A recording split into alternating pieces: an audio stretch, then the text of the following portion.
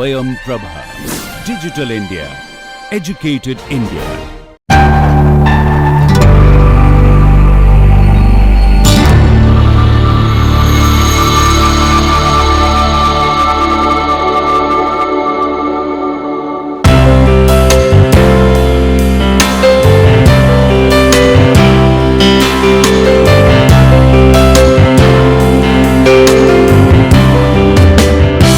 Welcome to the course Environmental Impact Assessment. In this series of law, policy and institutional arrangements for EIA systems, today we will be covering two subtopics. So we'll be looking at transportation and then we'll also look at landscape and visuals. So what are the policies and all kind of arrangements for that, and what kind of standards are there. So accordingly, our coverage would be, we'll be looking at policies and guidance on EIA for transport projects. So what are the policies and guidance involved? Then we'll look at policy to reduce transport impacts and improve accessibility. So what kind of policies are being adopted, and you should recollect our initial lectures on how we were understanding policies and different modes and techniques which are used. So in the landscape and visual section, we'll again look at the legislation on landscape and visual, and then look at some of the guidance on landscape and visual section this side, and we'll look at some of the examples as well. So our learning outcomes, expected learning outcomes, are that after completion of this particular session, you should be able to identify policies and guidelines related with transport projects when you undertake EIA for transport projects, and then you should be able to discuss the policy to reduce transport impacts and how what kind of policies are adopted for improving the accessibility. Then in the landscape and visual section, again you are expected to identify legislation and then identify guidance, and then discuss these with the help of examples of various guidance documents. So looking at the first section on the transport project, so in this we'll look at the policy and guidelines on EIA for this segment. So we see that there are a number of institutions both at the national level and international levels that have developed guidance on transport policy, and they have been trying to promote sustainable transport, and they have also given guidelines on methods and different approaches which one should adopt to evaluate environmental impacts. So we see that roads have they have range of environmental impacts, and the ranges would depend on land use, like the kind of land use is there and in what context it is. Like for example, if it is in the road is coming up in an urban setting, the impact would be of different nature, and when the road is coming in the rural setup, the impact would be of different nature, and the land use might also change accordingly. So you will also see that environmental impact will also vary with the construction of the new roads. So where you're doing your new road construction, the nature of environmental impact would vary, and then it would vary also with the regeneration project. So if you're regenerating, you're dealing with regeneration projects where you are uplifting or improving the existing roads, then also the nature of impact would be different. So you keep that in mind, and then see that how different impacts vary as per the nature of the project.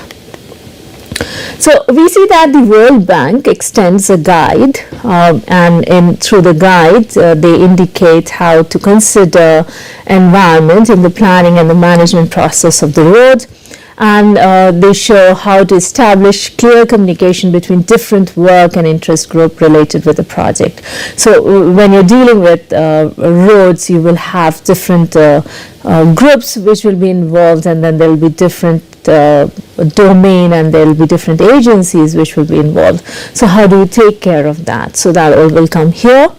And then guidebook also shows how to implement the environmental strategies and how to follow up on the proposed environmental strategies. So how you're going to implement those strategies in your project, and then how you'll take care of the follow-up, like when the project is done, how you're going to really follow up that those environmental strategies are followed or not. So through the guide, we see 5 types of environmental impact assessments for road, you see, which are like you see project-specific EIA. So you must have heard about this project-specific EIA. So in that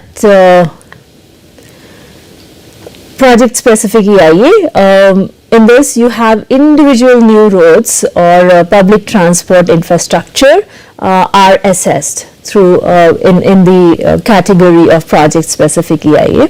So the project-specific environmental assessment is the most common form of EIA. So this is very commonly used format of EIA, where we review individual new projects, road project.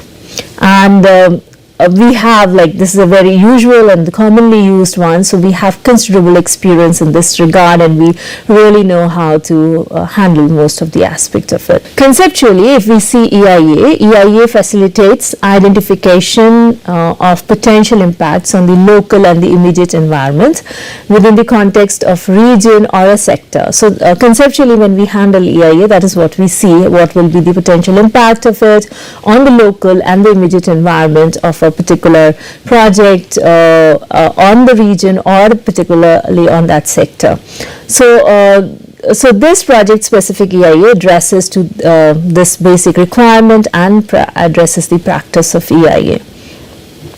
So there are benefits of project-specific EIA, though it's very common. It's a simplistic approach and it handles only single individual projects, but there are benefits of this. So it allows road agencies to make clear of themselves about what is the environmental status of the proposed site. So what is the situation there? So, and identify any environmental impacts that may arise, that may come up because of the proposed road project. So this allows the authority to raise alarm on any design problems if they see. So if there is any problem with the project, they can rectify it. So it also allows the rectification of this at an initial stage. And because of these steps, it also facilitates better integration of the project into the existing environment. So other type of EIA we learn through the guidance include programmatic EIA. So in this programmatic EIA, we examine number of individual projects that may be delivered together as a package of a program. So you might have heard about the program that we are going to build, number of roads and so on in particular area. So it is seen in all totality.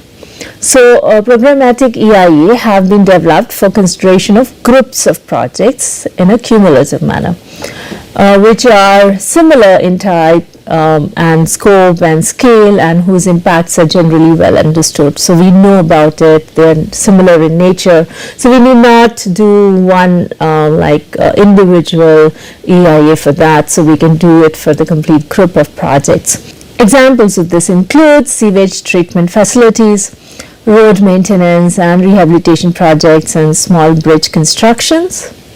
So another type is the summary environmental evaluation, so which is also like the rapid assessment, so in which the focus is on specific categories of impact and their mitigation. So this type of study focuses on specific impacts and their mitigation. The results of this type of study can take a variety of forms. So they are sometimes presented as self-standing mitigation plan, or you can also have environmental management plan. So the screening, scoping and consultants task are normally used to decide this summary environmental assessment here. So another type what we see is the regional EIA. So under this regional EIA, we look at the planned projects within a specified geographical area. So this geographical area can be at the subnational level or any like it can be at the district level, state level, or at the intra-district levels or inter-state level, and those kind of projects are evaluated under this regional EIA. So regional EIA are used to assess environmental effects relating to the broad spatial context of the proposed project. And then the main purpose of this, the main purpose is to assess the cumulative and the other potential effects. So what will happen cumulatively, taking all together and looking at the impact at the regional level, and what kind of potential effects will happen of the projects on this particular region, geographical area which we are looking at. And these area again could be the administrative region or the environmental region, so whichever boundary we define here. Examples of these regional EIA could be you can have environmental areas like coastal zones, you can have forest region, or you can have watershed region, or you can have certain administrative boundary, like you can look at the municipality level, or you can look at the state level or district level. So you see that regional environmental assessment can cover one project or several multi-sectoral projects, and one can see all of them together in particular geographical context. So in the end of all these categories, we see sectorial EIA. So through this, all the projects of certain type are strategically evaluated. So you take all within the sector, what kind of range, projects will come, and you evaluate them. For example, transport infrastructure in relatively larger geographical areas. So all the transportation infrastructure would be evaluated for its total impact. So the main idea of the sectorial EIA is to look at the macro scale. So that means the gross impact, like getting a gross sense, like totally what is really going to happen in this area. So you assess, you evaluate the micro scale scenario here. And through this process, you formulate sound environmentally based strategies on what kind of sustainable development strategies have to be taken. So we see that sectorial EIA highlights the benefits and cost of undertaking sector-wise action by comparing one strategy with the another. So it allows you to compare what is a better strategy and so on. And particularly in context of roads, the sectorial EIA might address a sector-wide investment in a relatively larger geographical area. So you can also evaluate like how that when the sector is making certain investments, so they can evaluate what kind of impact it will have. So this was about the World Bank. Now you see that European Investment Bank also follows similar strategies. So they under their policy they only finance those kind of projects which are more on the sustainability line. So all the transportation which are on the which address to sustainability, so they only finance those kind of projects. For example, you have rail project or public transportation projects they would fund. So rail project, water and public passenger transport. And also they have been supporting intermodal transport system, one connecting to the another, and how people can have seamless movement.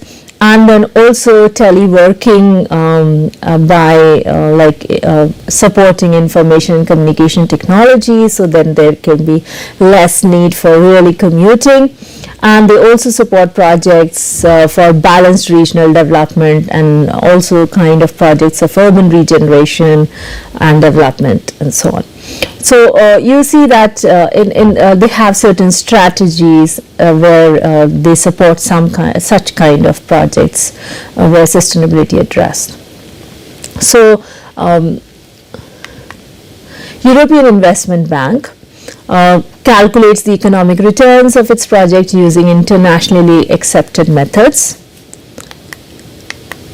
And then they look at and they not only look at the financial viability aspect, but they also look at the socio-economic cost and benefits which the project brings. So that way they address to the larger environmental and social goals.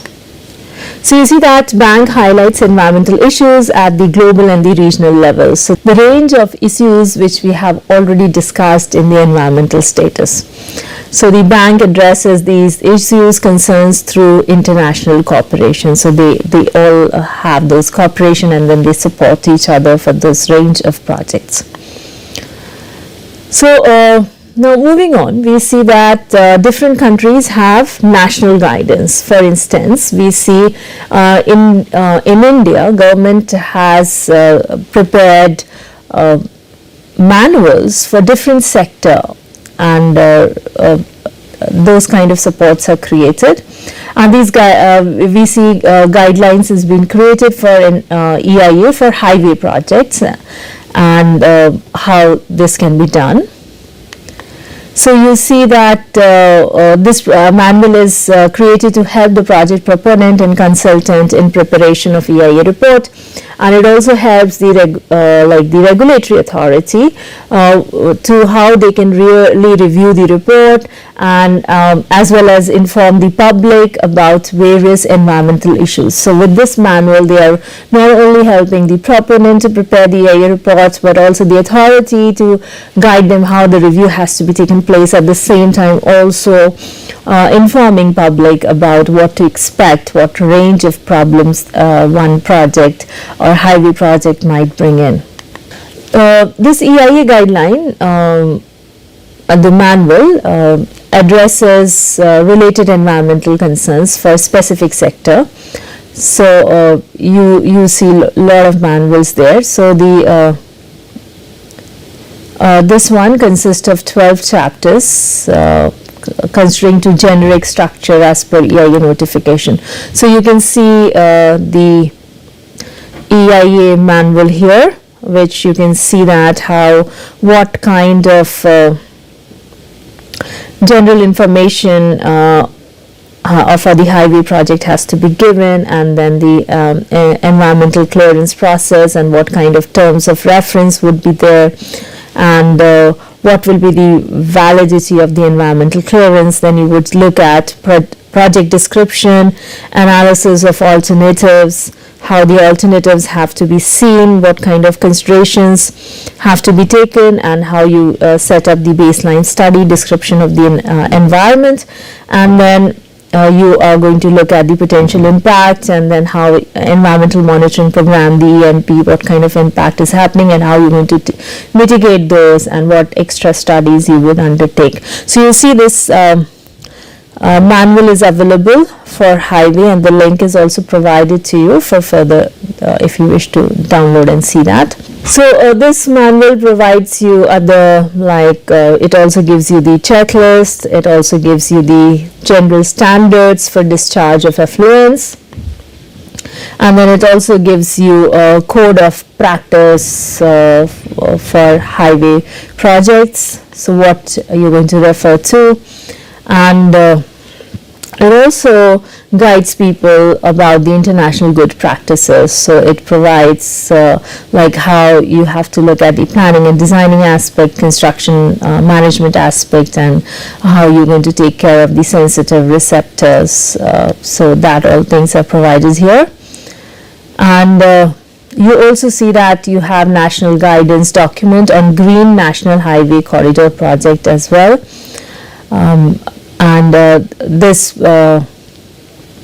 This is provided to deal with the environmental issues during the planning, design, and construction of roads under the project. So you see the environmental management framework is also provided. We see that other countries also provide national guidance. So we can see here Botswana provides guidance here. It is environmental impact assessment of road infrastructure, and this particular guidance gives methodology on how to undertake environmental impact assessment for the road project. So you can see here, planning and environmental impact assessment of road infrastructure. The objective of this guidance is to achieve a comprehensive technical basis for decision making. So the decision can be taken on the basis of a comprehensive technical study, and then it would also integrate all the aspects of it, and it's taken care with the due process. You also see tag web-based transport analysis guidance. It's as a guidance and as a toolkit it works, and this has software tools, and it allows you to do transportation modeling here and allows you to have review of all the methods here. So that was all the guidelines which are available. Now we'll look at what kind of policies are adopted to reduce transport impacts and improve the accessibility. So you can reflect that whenever the development projects comes, it generates substantial level of new travels in traffic, development projects of transport. So always there are chances of new travel and traffic arising out of it. So these days, as a part of good practice across the world, it's a practice to have transport statement. So the transport statement is prepared, or you have transport assessment. So these are done for any kind of project because there are certain kind of impacts which are going to happen. So when these things are prepared, it allows the decision makers, the ones who decide whether the project has to come or not, so they can make certain decisions, and they ensure that whatever has come up, they have made every effort to make this, they are making every effort, they ensure that every effort has been made to reduce the need of the project. So at the first place, one should see that there should be no need for the new project or major infrastructure to come up. So they try to review that those efforts have been made, and then also to see that project could have been handled with other means also, but by just not creating a new project. And safety and suitability is also duly considered.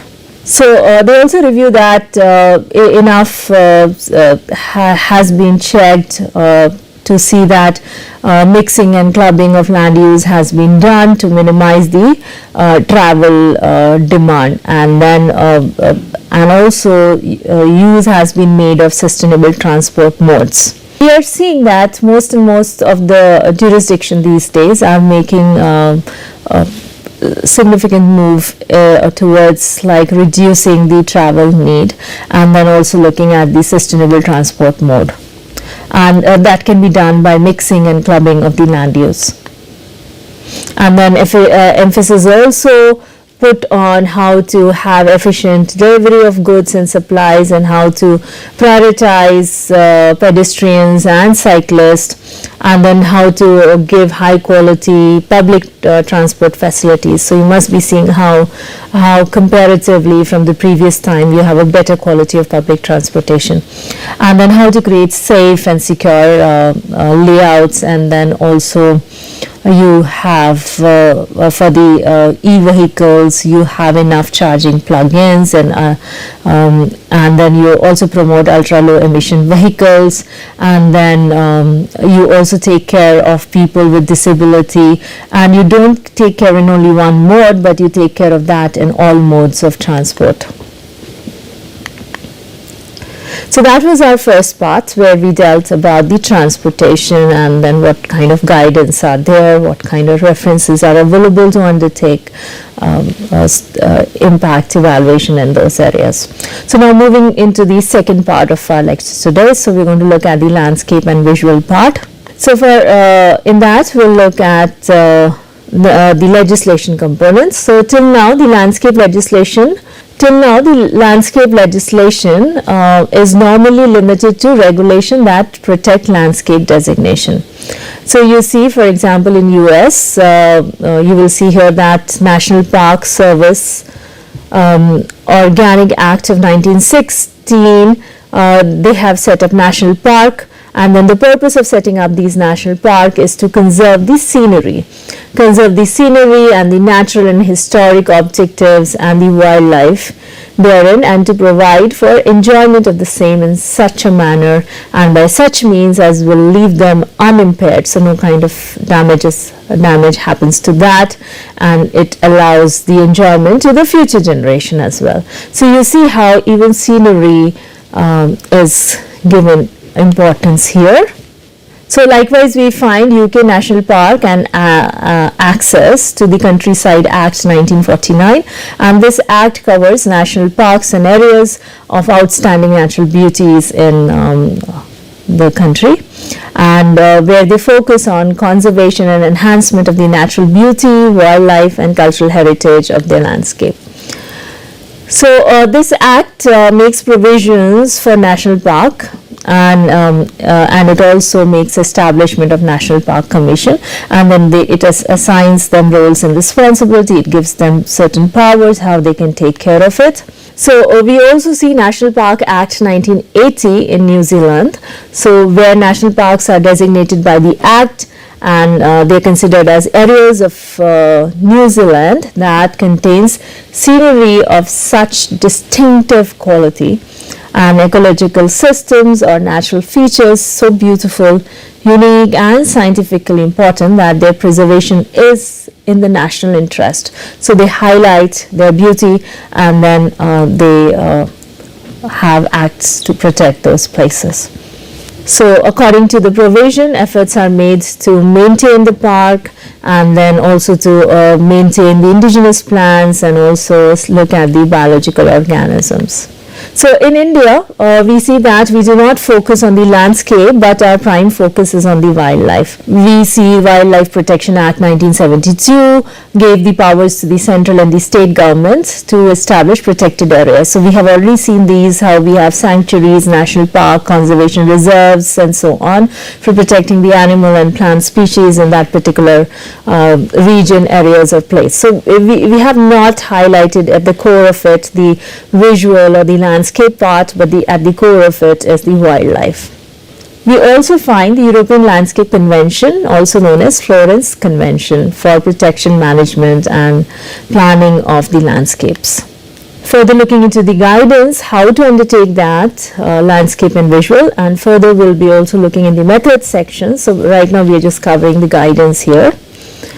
So you have guidance you see that Forest Service and Department of Transportation, which is now known as Federal Highway Administration in USA, has developed visual impact assessment and visual resource management. It was developed in 1970s.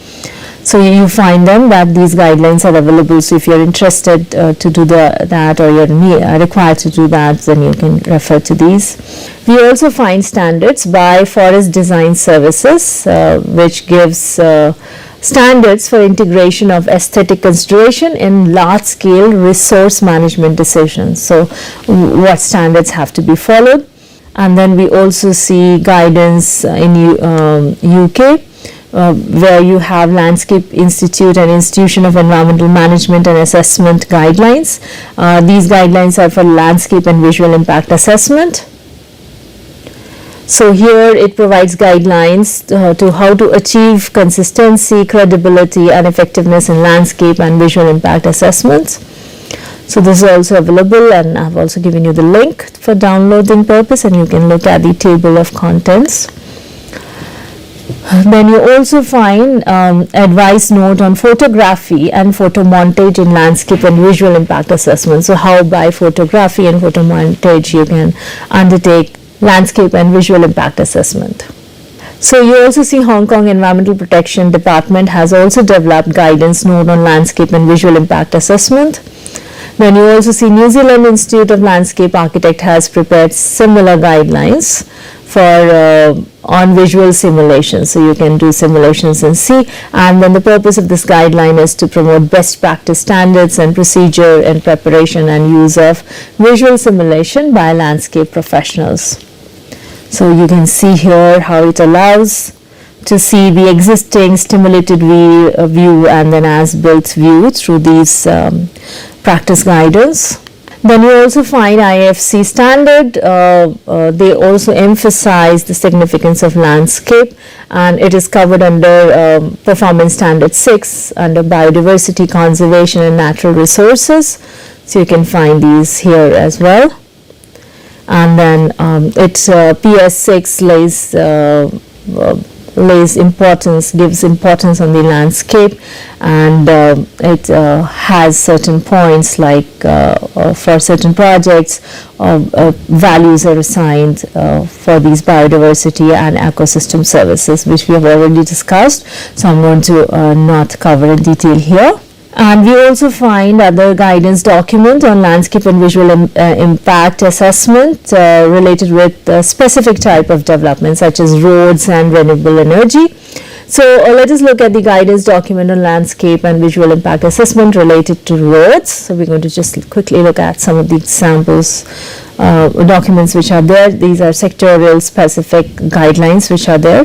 So you have for the purpose of roads, you have U.S. Federal Highway Administration has developed the guidelines for visual assessment of highway projects. So I've also given you the link here, and you can see the table of contents where you can see what kind of regulatory contexts are there, what basics are there, what kind of different phases would be there, and what you're supposed to undertake in those phases. So you also find with regards to roads, you find U.S. National Cooperative Highway Research Program has also developed evaluation of methodologies for visual impact assessments. So you can also find different kind of visual impact assessments. In UK, you see the Department of Transport Design Manual for Roads and Bridges Index is available. You also see web tag by UK Department of Transport. And this guidance include and provides link to advise on how to set objectives and identify problems, how to develop potential solutions, and create a transport model for appraisal of alternative solutions. So how you can really evaluate the solutions also, and how you can conduct appraisal that meets the requirements of the Department of Transport. So you can see here, these are all available guidelines for the purpose. And then you see New South Wales Roads and Maritime Services also provides guidelines for landscape character and visual impact assessment. And this document, the purpose of this document is to guide the preparation of landscape character and visual impact assessment for road and maritime work. We see that Indian government has also launched its Green Highway Plantation, Transplantation, Beautification and Maintenance Policy in 2015. The aim of the policy is to help the environment, help local communities and generate employment by planting trees along all the highways in the country. You must have noticed while traveling the kind of change which has come up. So now looking at the guidance document on landscape and visual impact assessment related with renewable energy. So you see the Scottish Natural Heritage Guidelines is there. It provides guidelines on environmental impacts of wind farms and small scale hydroelectric schemes. Then you also find guidance on siting and designing wind farms, and then you also find guidance on visual representation of wind farms. And then you also see planning guidance for development of large-scale ground-mounted solar PV systems also. So those are also provided. I've given you the link as well. And then you also see Northern Ireland Environmental Agency has also developed a guidance on wind energy development, which includes a section of on landscape and visual impact assessment. And then you also find supplementary planning guidance on wind energy, which is developed by Northern Ireland landscape companies. So you can see here. Then you also see US Department of Agriculture Forest Service has also developed a handbook for scenery management. And the scenery management system is tool for integrating the benefits, values, desires and preferences regarding aesthetics and scenery for all levels of land management planning. So alright, so we'll end here. So this was about the landscape and visual impact assessment. So summarizing what we covered today, so we looked at in the transport section, we looked at the policies and guidelines which are there, and then we also looked at the policies generally adopted for reducing the impact of transportation and then to improve the accessibility part. Then we looked at landscape and visuals, and then we identified various legislations, and then we also looked at various guidance, and then we also looked at some sectorial specific guidance on how to take care, how to conduct landscape and visual assessment. So these were the references for today, and these are the suggested watch and read. So you can look at more of the literature and videos in this regard, and please feel free to ask questions. Let us know about any concerns you have. Do share your opinions, experiences and suggestions. Looking forward to interacting and co-learning with you while exploring AI. Thank you.